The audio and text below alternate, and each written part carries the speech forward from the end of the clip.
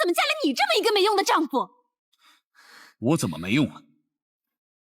你这么说我就不高兴了。哼！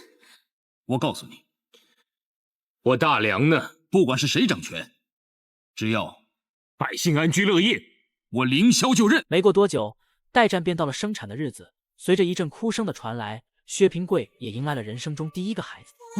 生了！恭喜公主是个王子！此时的众人看着眼前的小王子都很是开心，而此时的代战看薛平贵的眼神里也全都是爱意。转眼间就过去了数十年。此时的代战公主看着自己的丈夫每天辛苦的操练军事，对此很是心疼。父王，平贵他每天操练军事，可朝中的事情都是凌霄在负责。毕竟他是我的驸马，我觉得父王应该给他一个机会，也让他试试。本王也有这个想法。而此时王后却不乐意了，她始终觉得薛平贵只是一个外人，不应该来插手西凉的朝政。而此时的代战也很是不开心，他表示薛平贵也是文武双全，每天让他操练军事只会埋没人才，于是便强烈请求自己的父皇给薛平贵一个锻炼的机会，然而却依旧遭到了王后的百般阻拦。在当薛平贵看到王后强硬的态度后，当即就劝代战不要强求了。朝中的事情还是凌霄将军他比较熟悉，就让他去做吧。凌霄现在已经干够了，不过本王觉得让你去试试看，倒也无妨。而此时殿内的对话全都被丽娜听得一清二楚。此时的代战赶忙趁热打铁，当即就带着薛平贵一同谢恩。此时殿外的丽娜可谓是十分气愤。丽娜回去后很是不服，在凌霄回来后，当即就对凌霄摆起了脸色。丽娜，怎么回事？今天这么不高兴啊？你可知道，你批阅奏章的事情就做到今天为止。哦，好啊，我正好批阅奏章批累了。既然大王要拿回去批，那我还求之不得呢。凌霄此时一副不在意的样子，让丽娜更加气愤。而凌霄却表示，这些事情一切随缘，听从大王安排就是了。此时的凌霄只需要国家安宁，百姓安居乐业，只要能做到这一点，无论谁做西凉的大王，他都无可挑剔。我怎么嫁了你这么一个没用的丈夫？我怎么没用了？你这么说我就不高兴了。哼！我告诉你，我大梁呢，不管是谁掌权，只要百姓安居乐业，我凌霄就认。我认为由薛平贵领导，大梁才有希望。我觉得由凌霄领导才能使大梁富强。人不等够了！在西凉王外出狩猎后，当天下午就被人抬着回宫了。在经过了太医的诊断后，竟然诊断出大王的肋骨已经被摔断，而肋骨又刚好戳破了大王的心脏，因此太医无奈地表示大王可能很快就要驾鹤西去了。此时的大王也知道自己马上就要不行了，在醒来后当即就说自己有很重要的事情要宣布。本王要把王位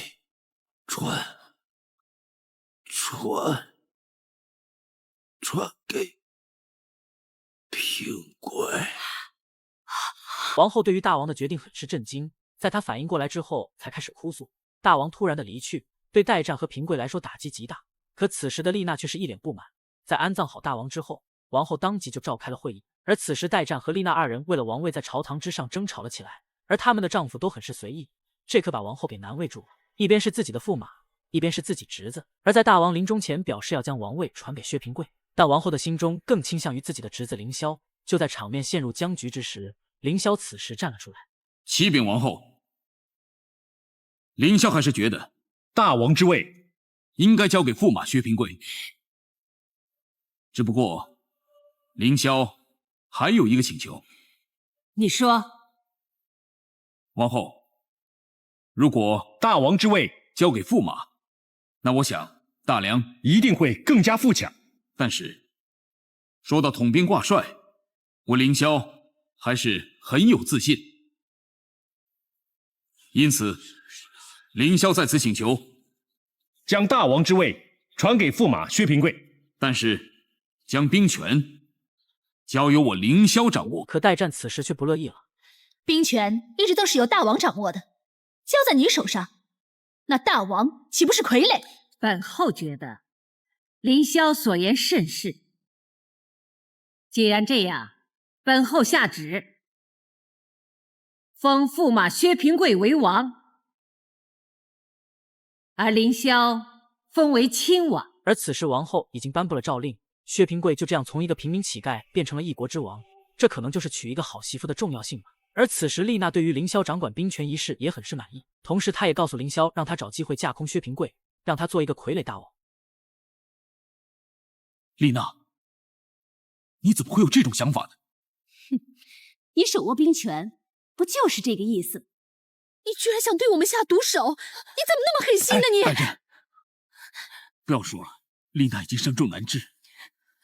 明日早朝，我自会跟王后说清楚，我凌霄愿意领罪。在薛平贵当上西凉王后，丽娜可谓是一直都不服气。到了夜里，丽娜悄悄地往薛平贵的寝宫里吹了一股迷魂烟。此时的丽娜化身刺客，当即就潜入了薛平贵的寝宫，想要借此机会将薛平贵和代战公主给灭口。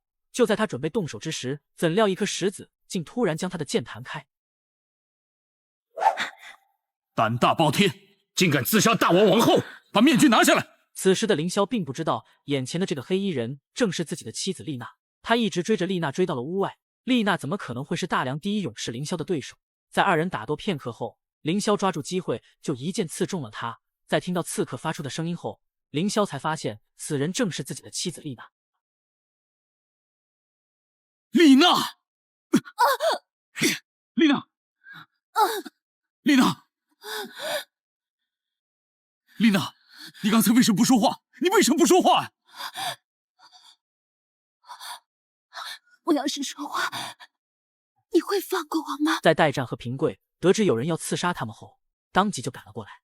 你居然想对我们下毒手，你怎么那么狠心呢你？大人，不要说了，丽娜已经伤重难治。明日早朝，我自会跟王后说清楚，我凌霄愿意领罪。但此时的平贵没有丝毫责怪他的意思，并且还想办法帮他们隐藏此事，避免王后因此事怪罪他们。其实，事情是这样的，有刺客要刺杀我们，丽娜为了保护我们，被刺客伤成重伤。代战此时也很是尊重平贵的想法，这可能就是利益的危害吧。从小到大都情同手足的姐妹，现在竟然会为了王位生死相对。而此时的凌霄也知道，丽娜所做的一切也全都是为了他。丽娜，我凌霄再次对天发誓，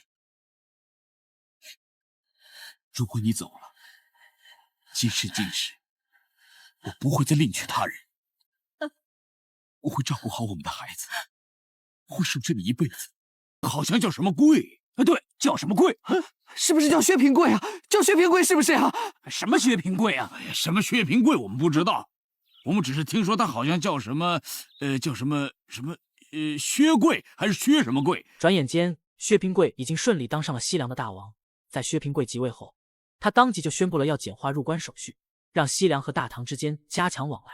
本王希望可以把关口检查的手续简化，以吸引更多的商人来我大梁经商，也好让我大梁的特产可以进大唐贩卖，增加我大梁的收入。就这样，薛平贵忙时打理朝政，空闲时间就陪妻女一同悠闲玩乐。此等情景在凌霄见后很是羡慕。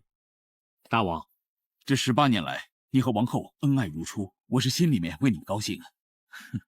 我凌霄也是羡慕在心。可谁曾想，凌霄的一番话再次让平贵想起了远在寒窑的宝钏。18年了，宝钏还好吗？你是不是也跟我一样儿女成群？宝钏，虽然你已经在家，但是对于你跟我之间的那一段情，我薛平贵这一辈子永远都不会忘记。在我心里，你永远摆在第一的位置。而自从西凉的入关手续简化后，大唐的商户们赚的可谓是盆满钵满。此时的长安城外，自从西凉开放，咱们通商到现在，咱们的买卖可是越做越火了。不瞒你说啊，有钱的了，我真的是发了一笔大财。老大，重要的不是这个，重要的是这个西凉的大王，他是咱们中原的人。他们的对话正巧被葛大和张伟二人听到，二人闻讯当即就上前询问道。可不料商户对他们很是嫌弃，万般无奈之下，二人当即表示：你只要告诉我们他叫什么名字，我们立刻走。我想想啊，好像叫什么贵？对，叫什么贵？是不是叫薛平贵啊？叫薛平贵是不是啊？什么薛平贵啊？什么薛平贵我们不知道，我们只是听说他好像叫什么，薛贵还是薛什么贵？在经过他们的商量后，他们当即就打算随车队一同前去西凉，并向车队表示绝对不拖他们后腿，并会在路上给他们提供娱乐。因此，商贩们也就愉快地答应了下来。随后，张伟和葛大二人赶忙就回到了家中，将此事告诉了宝钏。